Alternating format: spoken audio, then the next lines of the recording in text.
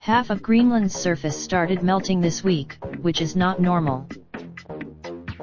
A major warm spell has caused nearly half the surface of the Greenland ice sheet to start melting, something that's highly unusual for this time of year.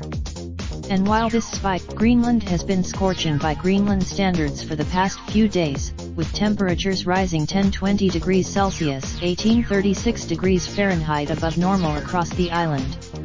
Ruth Mottram, the spike in temperatures has caused a spike in melt. Roughly 45. Indeed, there are a number of factors working against Greenland's ice right now.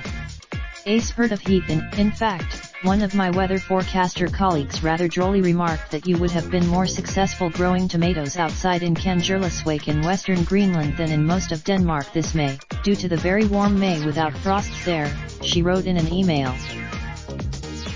This going on 3 months of warm temperatures comes after a very dry winter for Greenland, particularly on the ice sheet's western edge. Ice sheets needs, due to a lower winter accumulation than normal, the bare ice area has been exposed very early in this area, enhancing the melt due to the melt albedo feedback, he told Earther. Therefore, and unfortunately, record melt is likely to be in Greenland's future due to the weather. The Arctic is warm, which means this is almost certainly not the last heat wave Greenland will see. It remains to be search for location/city. Raindrop, drop top smoking, no cooking the hot pot.